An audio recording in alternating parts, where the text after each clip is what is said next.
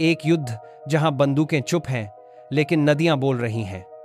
पाकिस्तान के सामने दो तरफ से पानी का संकट। एक तरफ भारत ने इंडस वाटर ट्रीटी को सस्पेंड कर दिया और दूसरी तरफ तालिबान ने कुनार नदी पर डैम बनाने का ऐलान। क्या ये नई दोस्ती भारत और अफगानिस्तान के बीच पाकिस्तान को घुटनों पर ला देगी? आज हम बात करेंगे इस जियोपॉलिटिकल ड्रामा की, जहां पानी बन रहा है सबसे बड़ा हथियार। सबसे पहले वो ऐतिहासिक दौरा जो सबको चौंका गया। अक्टूबर 2025 में तालिबान के विदेश मंत्री आमिर खान मुत्तकी भारत आए। ये पहला ऑफिशियल विजिट था किसी टॉप तालिबान लीडर का, जो कभी सोचा भी नहीं जा सकता था। दिल्ली में विदेश मंत्री एस जयशंकर से मुलाकात हुई और भारत ने काबुल में अपना एम्बेसी दोबारा खोलने का ऐलान किया। लेकिन ये सिर्फ डिप्लोमेसी नहीं, एक स्ट्रैटेजिक शिफ्ट है। भारत और अफगानिस्तान की पुरानी दोस्ती, जो हिंदू कुश की मिट्टी से जुड़ी है, अब तालिबान रिजीम के साथ नई ऊंचाइयों पर। जॉइंट स्टेटमेंट में सस्टेनेबल वाटर मैनेजमेंट पर जोर और अफगानिस्तान की एनर्जी जरूरतों के लिए हाइड्रो पावर प्रोजेक्ट्स पर सहयोग। लेकिन क्या ये सिर्फ विकास की बात है? रुकिए, असली ट्विस्ट आगे है। अब आते हैं उस हमले पर जो सब कुछ बदल गया। अप्रैल 22, 2025 को जम्मू कश्मीर के पहलगाम में बैसरन घाटी में हुए भयानक आतंकी हमले ने सब कुछ बदल दिया, जिसमें 26 टूरिस्ट्स मारे गए। भारत ने इसे पाकिस्तान समर्थित करार देकर अगले ही दिन इंडस वाटर ट्रीटी को सस्पेंड कर दिया, जो 1960 का समझौता था और इंडस बेसिन की पश्चिमी नदियों सिंधु, झेलम, चेनाब का 80% पानी पाकिस्तान को देता था। नेशनल सिक्योरिटी को प्राथमिकता देते हुए भारत ने डेटा शेयरिंग और पानी का फ्लो रोका, जिससे पाकिस्तान के पंजाब और सिंध में सिंचाई, फूड सिक्योरिटी और हाइड्रो पावर पर संकट गहरा गया। एनआईए की जांच में लश्कर ए तैयबा और द रेसिस्टेंस फ्रंट का हाथ पाया गया, जिनका मास्टरमाइंड पाकिस्तान से ऑपरेट कर रहा था। भारत ने साफ कहा, टेररिज्म बंद, तभी ट्रीटी बहाल। इस सस्पेंशन से पाकिस्तान की इकोनॉमी, खासकर खेती और एनर्जी पर भारी मार पड़ेगी।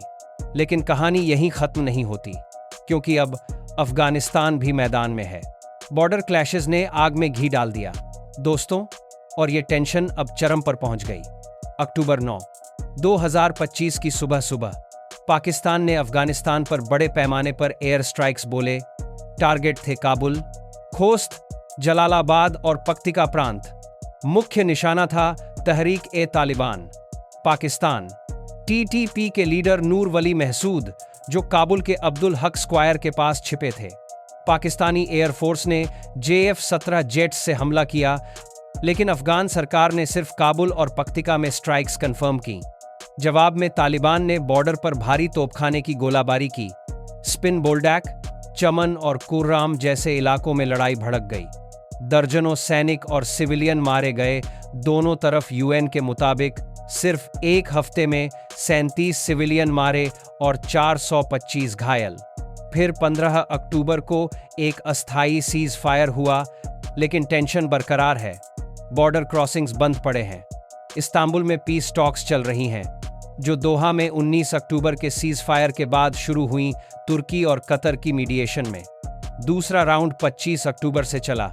पाकिस्तान ने काउंटर टेररिज्म प्लान पेश किया, लेकिन तालिबान की अलॉजिकल स्टांस से डेडलॉक हो गया।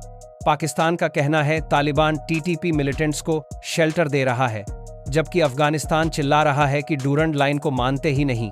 वो ब्रिटिश काल की फर्जी बॉर्डर है, जो पश्तून इलाकों को बांटती है। पश्तून क्षेत्र हमारे हैं और पाकिस्तान की स्ट्राइक्स हमारी संप्रभुता का उल्लंघन है।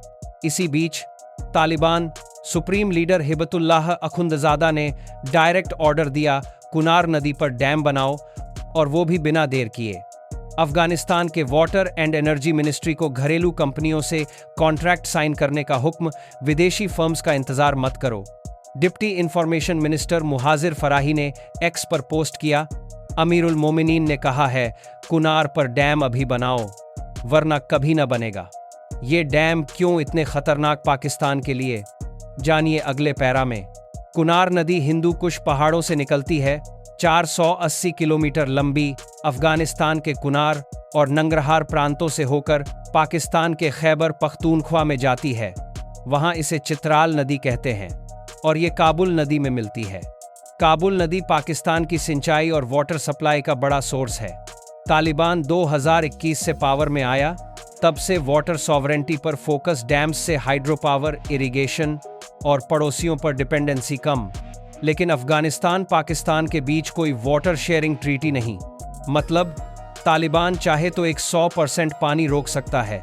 ये डैम बनने से पाकिस्तान का पानी आधा हो सकता है। इंडिया की तरफ से इंडस बंद, अफगानिस्तान से कुनार बंद पाकिस्तान के सामने डबल ट्रबल। एक्सपर्ट्स कहते हैं इससे इंडस सिस्टम पर कैस्केड इफेक्ट, वाटर लेवल और गिरेगा। लेकिन क्या ये भारत से इंस्पायर्ड है? हाँ, क्योंकि मुत्तकी का विजिट खत्म होते ही ये ऐलान, जॉइंट स्टेटमेंट में सलमा डैम की तारीफ, जो भारत ने हरात में बनाया। अब दोनों मिलकर वाटर प्रोजेक्ट्स पर काम। अब सोचिए पाकिस्तान की हालत, वो एटम बम वाली धमकियां देता है लेकिन पानी नहीं बना सकता। खैबर पख्तूनख्वा और पंजाब में इरिगेशन प्रभावित, एनर्जी क्राइसिस गहरा, फूड सिक्योरिटी पर संकट। इस्लामाबाद चेतावनी दे रहा है ये रीजनल वाटर क्राइसिस ट्रिगर करेगा। लेकिन तालिबान कहता है हमारी सॉवरेंटी, हमारा पानी। डूरंड लाइन का विवाद पुराना, अफगानिस्तान इसे मानता ही नहीं। पश्तून आबादी को बांटती है वो लाइन। भारत के साथ तालिबान की ये नई बॉन्डिंग पाकिस्तान को प्रेशर में डाल रही है। क्या पाकिस्तान अमेरिका की गोद में बैठकर कुछ कर पाएगा, या फिर ये वाटर वॉर साउथ एशिया की जियोपॉलिटिक्स को नया मोड़ देगा? रुकिए, अभी सबसे बड़ा सवाल क्या, पाकिस्तान का रिस्पॉन्स क्या होगा?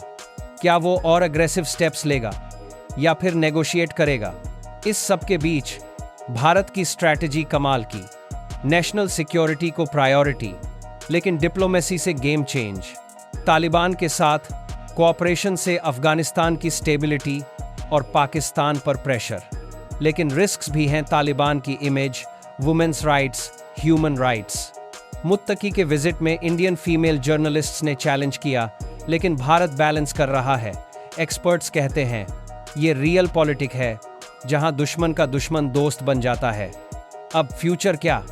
अगर डैम बन गए, पाकिस्तान की जनता पानी के लिए सड़कों पर आ सकती है, आर्मी पर प्रेशर। क्या ये इंटरनल क्राइसिस ट्रिगर करेगा या फिर इंटरनेशनल मीडिएशन से सॉल्यूशन निकलेगा?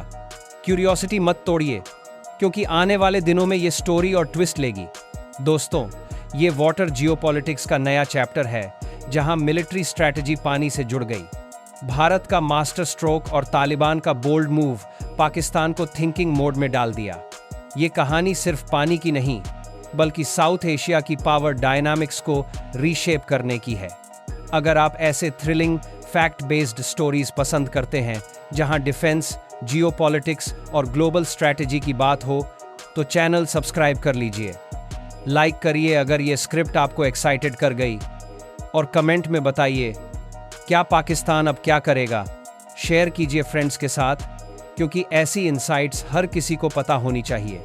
अगले एपिसोड में मिलते हैं एक और एपिक टॉपिक के साथ। और हाँ, अपने विचारों से हमें प्रेरित करें ताकि हम और दमदार स्टोरीज ला सकें। तो बने रहिए, क्योंकि ये जियोपॉलिटिकल गेम अभी और ट्विस्ट लेगा। जय हिंद।